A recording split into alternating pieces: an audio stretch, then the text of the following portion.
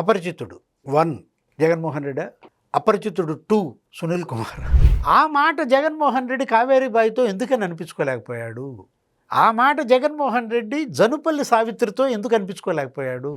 అతను ప్రేమించేది నేరాన్ని, అతను ఆరాధించేది నేరస్తుల్ని, అతనే పుండు చేస్తాడు, అతనే కారం తల్లుతాడు, అతనే అమ్మకి షేర్లు గిఫ్ట్ ఇస్తాడు, మళ్ళా అతనే నా షేర్లు నాకు ఇచ్చే అంటాడు, అతనే చెల్లికి ఆస్తులు గిఫ్ట్ ఇస్తాడు, మళ్ళా నాకు ఇచ్చే అంటాడు.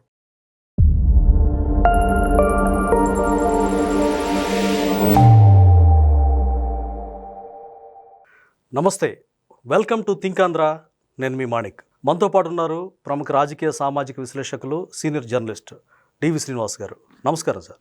నమస్తే సార్. మాజీ సీఎం జగన్మోహన్ రెడ్డి గారు గతంలో సూసైడ్ చేసుకున్నటువంటి ఒక వ్యక్తి క్రాంతి కుమార్ అనేటువంటి వ్యక్తి ఆ కుటుంబాన్ని పరామర్శించారు. అంటే ఈ సాయి కృష్ణ కంటే కూడా ముందు, కొద్ది రోజుల ముందు సిఐ నాగరాజ్ ఎవరైతే ఉన్నారో, ఇప్పుడు అరెస్ట్ అయ్యి రిమాండ్లో ఉన్న వ్యక్తి, కృష్ణలంక సిఐ, ఆయన వేధింపులు తట్టుకోలేక చనిపోతున్నా అని చెప్పేసి లైవ్లో గుళికలు తాగి చనిపోయారు ఆ అబ్బాయి. చాలా బాధాకరం. అయితే ఆ కుటుంబాన్ని నిన్న సునీల్ కుమార్ ఐపీఎస్ రీసెంట్గా తాజాగా ఆయన రిటైర్మెంట్ కూడా జరిగింది, సస్పెన్షన్లోనే. అయితే నిన్న సునీల్ కుమార్, ఈరోజు జగన్మోహన్ రెడ్డి పరామర్శించారు. అంటే ఈ పరామర్శని ఏ విధంగా చూడాలి?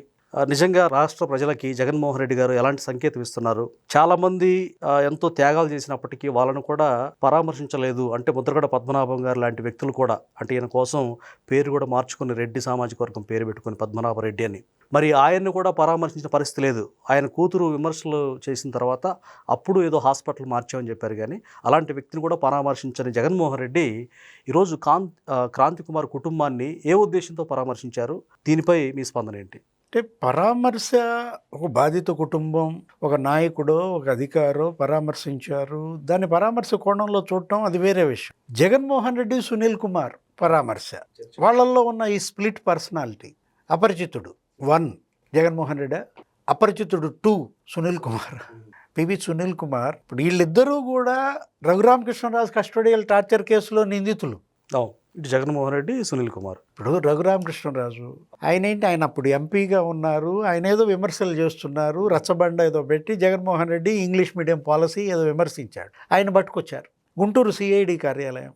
ఆ రోజు సిఐడి డిఐజీగా సునీల్ కుమార్. ఆ కేసులో A1, A2, A3 ఎవరు? PV Sunil Kumar, PSR Anjaneyulu, Jaganmohan Reddy. ఇప్పుడు నిన్న క్రాంతి కుమార్ కుటుంబాన్ని సునీల్ కుమార్ పరామర్శించాడు, ఇవాళ క్రాంతి కుమార్ కుటుంబాన్ని జగన్మోహన్ రెడ్డి పరామర్శించారంటే రేపు పిఎస్ఆర్ వచ్చి పరామర్శిస్తాడా? అంటే రఘురామకృష్ణరాజు గారి కేసులో ఉన్న నిందితులు ఇద్దరు కూడా పరామర్శ ఇదే చర్చనీయాంశమైంది సార్. అంటే కస్టోడియల్ టార్చర్ కేసులో నిందితులు బాధితులను పరామర్శించడం ఏంటి? ఇప్పుడు ఇది స్క్రీన్ మీద చూశారు. ఇప్పుడు జగన్మోహన్ రెడ్డి వెళ్ళాడు, క్రాంతి కుమార్ కుటుంబం తండ్రిని ఓదారుస్తున్నాడు, మాట్లాడుతున్నాడు, వాళ్ళతో పరామర్శిస్తున్నాడు, న్యాయ సహాయం అందిస్తున్నాడు అనే విజువల్స్ ఇప్పుడు సాక్షి ఛానల్లో వస్తున్నవే. విశాఖపట్నంలో కావేరీ బాయ్ చూశారు. ఏంటి ఆమె ఏమనుకుంటారు? డాక్టర్ సుధాకర్ తల్లి. అరే, ఈ పరామర్శ, ఈ భరోసా, ఈ ఓదార్పు నాకెందుకని జగన్మోహన్ రెడ్డి ముఖ్యమంత్రిగా ఇవ్వలేదు? కరెక్టే సార్, న్యాయం ఉంది కావేరీబాయి గారి ఆశలో. ఆ రోజు డాక్టర్ సుధాకర్ ఏమడిగాడు? మాస్క్ అడిగాడు. అరే, కరోనా వైద్యం నేను ఎలా చేయాలి మాస్క్ లేకుండా అంటే ఆయన్ని నడి రోడ్డు మీద పెడరెక్కలు విరిచి కట్టి చొక్కా ఇప్పి అరికాళ్లతో లాఠీలతో కొట్టారే. అది కస్టోడియల్ టార్చర్ కాదు, అది street torture, open street torture. ఇప్పుడు ఇదే విజువల్స్ ఇప్పుడు క్రాంతి కుమార్ కుటుంబాన్ని మరేంటి జగన్మోహన్ రెడ్డి పరామర్శ చూసిందనుకో, ఎవరు? జనుపల్లి సావిత్రి.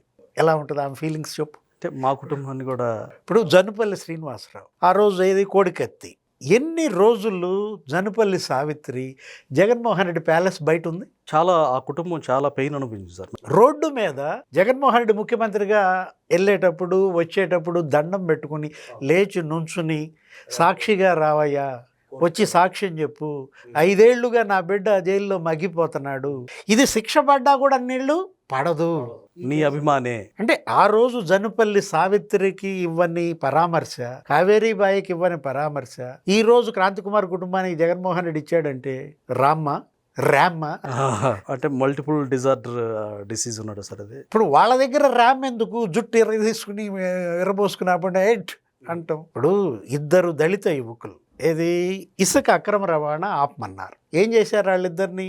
సీతానగరం పోలీస్ స్టేషన్లో శిరోముండనం చేశారు వరప్రసాద్, శ్రీకాంత్. అరే రాష్ట్రపతి కోవింద్ స్పందించాడు, లేఖ రాస్తే అది డస్ట్బిన్లో వేశారు. ఇప్పుడు ఏది వరప్రసాద్, శ్రీకాంత్ కుటుంబాన్ని పరామర్శించావా? లేదు. అంటే తన మనసులు దాడి చేస్తే ఎలా పరామర్శిస్తారు? ఆ సీఐ మీద ఏం యాక్షన్ తీసుకున్నావు? సీతానగరం సీఐని సస్పెండ్ చేశాడా? జైలుకి పంపాడా? మాచర్ల రూరల్ 3 యువకులు అరే గోళ్లలో సూదులతో గుచ్చారు, తలకిందులుగా ఏలాడదీశారు. 5 రోజులు 5 పోలీస్ స్టేషన్లో చిత్రహింసలు పెట్టారు. భక్తవత్సల్ రెడ్డిని సస్పెండ్ చేశాడా? ప్రమోషన్ ఇచ్చాడు, డిఎస్పీ చేసి పారేశాడు. బాబాయ్ కేసులో రక్తం తుడుస్తున్నప్పుడు చూసిన సిఐ శంకరయ్యను కూడా ప్రమోషన్ డిఎస్పీగా ఇచ్చారు. తర్వాత ఆయన డిస్మిస్ అయ్యారు. విజయ్ పాల్ ప్రమోషన్ రఘురామకృష్ణరావు చిత్రహింసల కేసులో. ఇప్పుడు ఈ ప్రభుత్వం చంద్రబాబు ముఖ్యమంత్రిగా ఏం చేశాడు? ఇప్పుడు ఈ నాగరాజుకు ప్రమోషన్ ఇచ్చాడా? ఇవ్వచ్చుగా, జగన్మోహన్ రెడ్డి లాగా డిఎస్పీ చేయొచ్చుగా. ఎందుకు జైలుకి పంపాడు? ఎందుకు సస్పెండ్ చేశాడు? న్యాయం, చట్టం న్యాయం. అంటే జగన్మోహన్ రెడ్డి ముఖ్యమంత్రిగా అతను ఎలా ప్రవర్తించాడు, చంద్రబాబు ముఖ్యమంత్రిగా ఎలా యాక్షన్ తీసుకున్నాడు. అక్రమార్కులకు అండగా నిలవడం జగన్మోహన్ రెడ్డి నైజం అని మన క్లియర్ కట్గా అర్థం ఉంది కదా సార్. ఇప్పుడు ఇదే ముఖ్యమంత్రి చంద్రబాబు ఇవాళ బాధిత కుటుంబం సాయికృష్ణ తల్లి మేనమామలు పరామర్శించాడా లేదా? ఆ తల్లి ఏది గాదె విజయలక్ష్మి ముఖ్యమంత్రిని కలిసి బయటకు వచ్చి ఏం మాట్లాడింది? చంద్రబాబు నాయుడు గారి నాకు భరోసా కలిగింది, ఆయన బాగా స్పందించారు, నాకు న్యాయం చేస్తాడన్న నమ్మకం కుదిరింది, నాకు న్యాయం చేశాడని చాలా సంతృప్తి వ్యక్తం చేశారు. ఆ మాట జగన్మోహన్ రెడ్డి కావేరీ బాయితో ఎందుకని అనిపించుకోలేకపోయాడు? ఆ మాట జగన్మోహన్ రెడ్డి జనుపల్లి సావిత్రితో ఎందుకు అనిపించుకోలేకపోయాడు? అంటే ఇప్పుడు ఇవాళ ఏంటి, మీరు ముఖ్యమంత్రులుగా ఉన్నారు, అధికారంలో ఉన్నారు, మీరు బాధితులకు భరోసా అప్పుడు ఇవ్వాలి కానీ ఓడిపోతేనే భరోసా ఇస్తాడా? జగన్మోహన్ రెడ్డి ఓడిపోతేనే పరామర్శిస్తాడా? సార్ ఈ పరామర్శల్లో క్లారిటీ ఉన్నట్టుగా అయితే నాకైతే అనిపించట్లేదు. నాకే కాదు రాష్ట్ర ప్రజలకు కూడా. అసందర్భంగా వెళ్ళి పరామర్శిస్తూ ఉంటాడు. గతంలో తెనాల్లో రౌడీ షీటర్స్కి పోలీసులు ట్రీట్మెంట్ ఇచ్చారు. అంటే సమాజానికి వాళ్ళు చాలా ఇబ్బందికరంగా మారినప్పుడు వాళ్ళని వెళ్ళి పరామర్శిస్తాడు. ఒక ఆడబిడ్డ పేరు కూడా అక్కడ అప్రస్తుతంగా అక్కడ చెప్తాడు ఆయన. అయితే రౌడీ షీటర్లని పరామర్శించడం, అలాగే అన్నెసెసరీగా ఓదార్పు యాత్రలు చేయడం మనం ఏ విధంగా అర్థం చేసుకోవాలో ఏం అర్థం కాని పరిస్థితి. అంటే వినుకొండ అక్కడ కూడా రౌడీ షీటర్, 2 రౌడీ షీటర్లు చంపుకున్నారు, ఒకడొకడిని పొడిచాడు, ఆ రషీద్. ఆ కుటుంబాన్ని పరామర్శించారు. కరెక్ట్, వినుకొండలు. లేకపోతే ఇప్పుడు మీరు అన్నట్టుగా తెనాల్లో గంజాయి మాఫియా ఆ పిల్లలు, వాళ్ళని ఏదో కౌన్సిలింగ్ ఇస్తే వాళ్ళని పరామర్శించాడు. కానిస్టేబుల్ని కొట్టారు, వాళ్ళు చంపపోయారు కూడా. ఈవీఎం నేలకేసి కొట్టాడు ఒక ఆయన, పిన్నెల రామకృష్ణారెడ్డి. ఆయన్ని జైలుకి వెళ్ళి పరామర్శించాడు. ఫోర్జరీ చేశాడు ఒక ఆయన, మాగుంట శ్రీనివాసరెడ్డి సంతకం ఫోర్జరీ చేశాడు, కాకాని గోవర్ధన్ రెడ్డి, ఆయన జైలుకి వెళ్ళి పరామర్శిస్తాడు.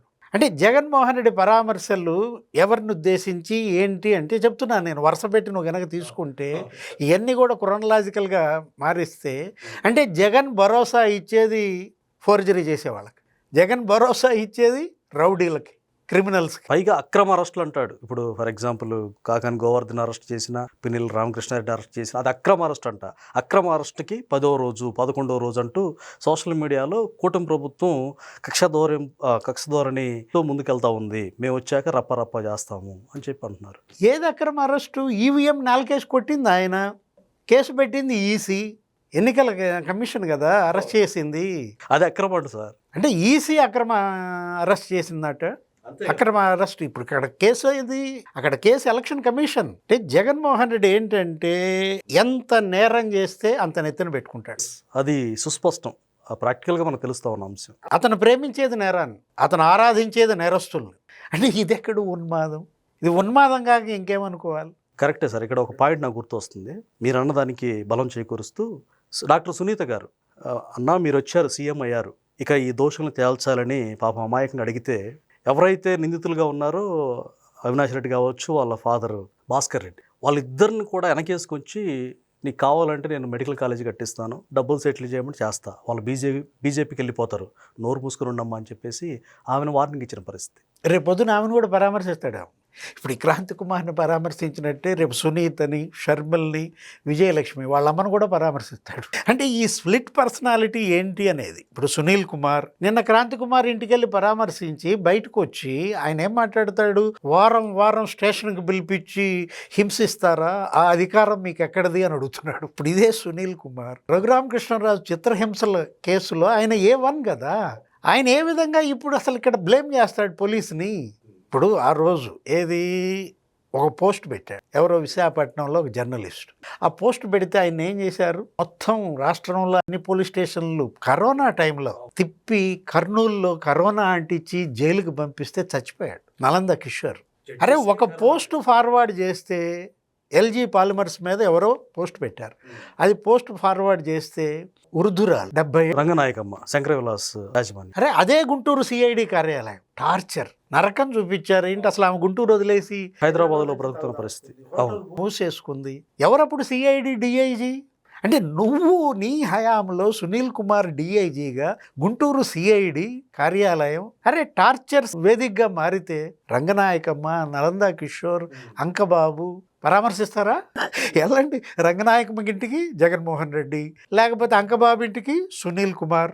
బాధితుల ఇంటికి వెళ్ళరు సార్ ఆయన. అంటే మెయిన్గా ఎవరైతే బాధితులు ఉంటారో ఈయన మనుషుల చేత వేధింపబడ్డ వ్యక్తుల ఇంటికి వెళ్ళడు. ఇందాక మీరు అన్నట్టు సుధాకర్ తల్లి విషయంలో డాక్టర్ సుధాకర్ గారి కుటుంబానికి వెళ్ళడు ఆయన, ఎందుకంటే ఆయనే కదా చేయించింది. అంటే అప్పుడు నువ్వు ముఖ్యమంత్రిగా ఉన్నావు కాబట్టి నీ కళ్ళకి వీళ్ళు ఆనలేదా? డాక్టర్గా మెంటల్ సర్టిఫికేట్ కూడా ఇప్పించాడు.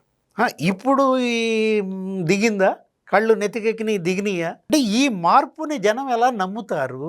ఇప్పుడు జగన్ నేను మారానంటే జనం నమ్ముతారా? ప్రసక్తి ఉండదు, నమ్మరు. ఏ పుండు అయితే చేశాడో అతనే పుండు చేస్తాడు, అతనే కారం తల్లుతాడు, అతనే అమ్మకి షేర్లు గిఫ్ట్ ఇస్తాడు, మళ్ళా అతనే నా షేర్లు నాకు ఇచ్చే అంటాడు, అతనే చెల్లికి మరి ఆస్తులు గిఫ్ట్ ఇస్తాడు, మళ్ళా నాకు ఇచ్చే అంటాడు. అంటే ఇదెంత ఏమనాలి, దీన్ని స్ప్లిట్ పర్సనాలిటీ కాదా? ఇప్పుడు జగన్మోహన్ రెడ్డి ఆయన మైండ్ సెట్ ఇవాళ జనం చర్చ ఏది, ఇది క్రాంతి కుమార్ ఆ కుటుంబానికి ఇవాళ ప్రభుత్వం కూడా అండగా ఉంటుంది. ఇప్పుడు ఇవాళ కాబట్టి రేపు నిన్న ఆయన మందాకృష్ణ కూడా వెళ్ళారు. ఇప్పుడు మందాకృష్ణ మాదికి వెళ్ళాడంటే అర్థం ఆయన ఉద్యమ నాయకుడు, ఆయన ఏంటి ఆ కుటుంబానికి సన్నిహితుడు, ప్లస్ ఆ క్రాంతి కుమార్ వాళ్ళ ఫాదర్ ఒక జిల్లాకి అధ్యక్షుడు ఆయన ఎంఆర్పిఎస్ తరఫున. సాయి కృష్ణ కుటుంబాన్ని కూడా పరామర్శించాడు. జగన్మోహన్ రెడ్డి సునీల్ కుమార్ వెళ్ళి పరామర్శించేసరికి ఇప్పుడు ఈ చర్చ వచ్చింది. అంటే ఇద్దరు దోస్తులు కదా సార్ నిందితులు. ఇప్పుడు రఘురామకృష్ణరాజు కేసులో ఇద్దరు కూడా ఇప్పుడు నేను అన్నది అదే, గాయాలు చేసేది నువ్వే, మళ్ళా కారం చల్లేది కూడా నువ్వేనా అంటున్నా. ఇప్పుడు అమరావతిని నాశనం చేసింది నువ్వే.